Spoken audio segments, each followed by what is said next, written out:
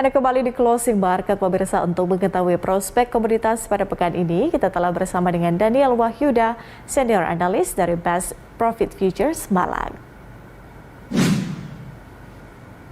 Baik, Pak Daniel, bagaimana Anda melihat perbandingan transaksi emas pada awal pekan ini kalau kita bandingkan dengan transaksi emas pada pekan yang lalu? Pekan ini harga emas diprediksi cenderung loyo karena adanya rencana kenaikan suku bunga oleh The Fed pada Kamis pekan ini dibandingkan pekan lalu, hingga harga emas berkisar lebih rendah di antara 1.750 US dollar per tos sampai 1.800 per tos. Oke, dengan pergerakan harga atau mungkin proyeksi harga emas nantinya dan juga ada pengaruh inflasi dan juga Imlek nih Pak, bagaimana Anda merekomendasikan emas pada pekan ini? Untuk harga emas biasanya akan mengalami kenaikan pada pekan pertama dan kedua sebelum Imlek. Namun menjelang H-7 atau mendekati Imlek, harga emas akan kembali turun. Karena permintaan emas juga turun, sementara itu tingkat inflasi Amerika yang tinggi cukup menopang harga emas untuk melorot jadinya.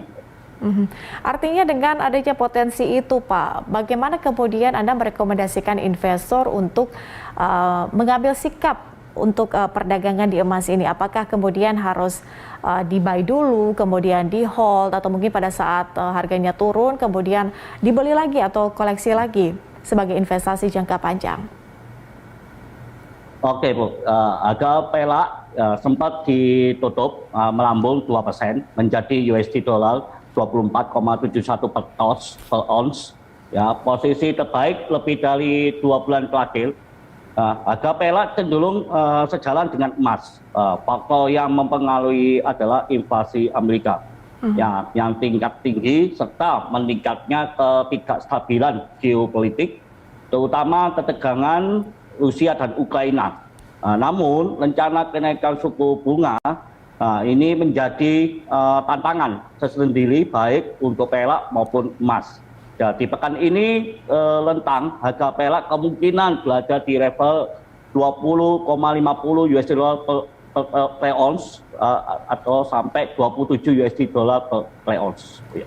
Oke, selain emas dan juga perak, bagaimana dengan tren harga CPO Pak pada pekan ini? Kalau kita lihat dengan adanya pengaruh stok dan juga harga minyak, ini tren harga CPO pada pekan ini kira-kira akan seperti apa? Untuk dalam negeri harga minyak goreng khususnya perlahan mulai stabil. Namun untuk CPO sendiri, harga komoditas minyak sawit mentah yaitu crude oil masih tak terbendung dalam sepekan terakhir. Untuk kontrak berjangka CPO selama 3 bulan di bursa Malaysia, itu derivative exchange naik 3,12% atau di level MEL 5,3 per ton. Artinya kalau dia masih terbendung, apakah ini masih akan mengalami kenaikan Pak atau seperti apa? Kemudian rekomendasi Anda untuk CPO bagi investor?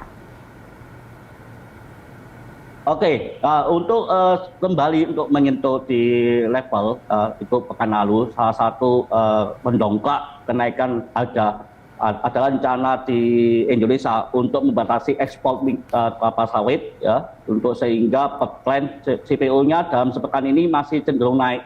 Jadi ini peluang besar untuk pembelian. Oke, masih cenderung naik. Bagaimana dengan prospek kenaikan harga Arabica dan Robusta Pak? Setelah pekan lalu produksinya meningkat, kemudian kita juga mencermati berbagai macam faktor yang mempengaruhi produksi juga, cuaca mungkin.